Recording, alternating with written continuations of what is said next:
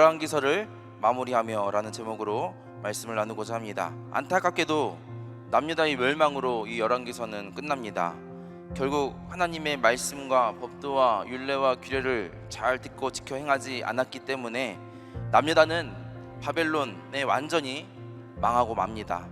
이 당시 이미 바벨론에 의해서 종속이 되어버린 상태여서 이 남유다의 왕이지 바벨론에 의해서 왕이 세워지고 왕이 폐위되는 그러한 시국에 놓여져 있습니다. 남유다와 시드기야는 약 1년 6개월 정도는 버티는데요, 양식이 다 떨어지게 되자 성벽이 뚫리게 됩니다.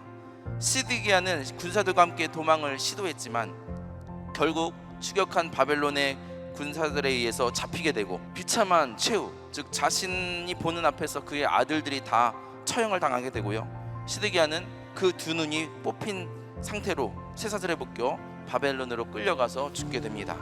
여기서 끝나지 않습니다.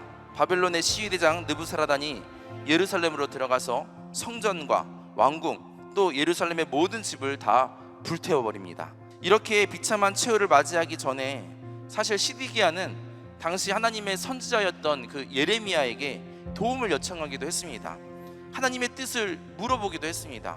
그리고 예레미야는 어떻게 해야 하는지에 대해서 그 시드기야 왕에게 자세하게 알려줍니다. 분명한 예언을 해줬습니다. 예레미야는 바벨론에게 항복하는 길만이, 그 당시 그 강대국이었던 바벨론에게 덤벼봤자 상대도 안 되고 이미 이 지금 징계이기 때문에 이 징계를 잘 받아야 합니다, 회개하고 돌이켜야 합니다 라고 분명하게 왕에게 알려주었습니다. 그러니까 유다의 왕이 지금 이 예레미야의 충고를 들었을 때 어떤 생각이 들까요? 기분 좋게 들릴 리가 만무합니다.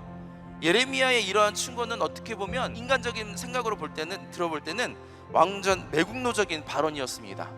그래서 시드기야는 이 예레미야의 말을 분명히 이 기분 좋지는 않은 말이지만 하나님의 음성이었거든요. 결국 이러한 예레미야의 충고, 하나님의 음성을 듣지 않은 시드기야는 바벨론의 왕을 배반하게 된 것이고 비참한 최후를 맞이하게 된 것입니다. 멸망이 눈앞에 있음에도 불구하고 여전히 영의 귀와 눈이 뜨이지 않고 열리지 않으니 심판의 때를 분간하지 못합니다. 지금까지 우리가 열왕기서를 계속 읽어오면서 여러분들은 어떤 생각이 드셨습니까? 대체 왕들은 왜 정신을 못 차리고 하나님의 말씀을 제대로 이해하지 못하고 하나님의 말씀에 순종하지 못했을까? 나름 핑계들은 있었습니다. 땅 그 백성을 지키고 보호하겠다라는 면목하에 강대국들과 손을 잡고 또 정략 결혼도 하고 그러한 가운데 결국 그들이 섬기는 우상들을 들여오기까지 합니다. 자신들이 생각해낸 지혜가 결국 하나님을 배신하는 것이고 배반하는 것이었습니다. 하나님이 이스라엘을 통해 원하신 것은 강대국과의 연합이 아닌 하나님과의 연합이었습니다. 하나님만을 의지하는 백성들이 되기를, 거룩한 백성이 되기를 하나님은 원하셨습니다. 성경의 안타까운 역사의 한 장면을 우리는 지금 반면교사로 삼아야 할 줄로 믿습니다. 이 마지막 때에 우리도 심판의 때를 앞두고 있는 상황입니다. 세상에서 보기 좋고 듣기 좋은 욕망의 길을 쫓는 자가 아닌 하나님이 보시기에 좋고 하나님이 원하시는 의로운 길, 진리의 길을 선택하는 저와 여러분이 되어야 할 줄로 믿습니다. 이스라엘은 오늘 본문에서 멸망했지만 완전한 멸망은 아닙니다.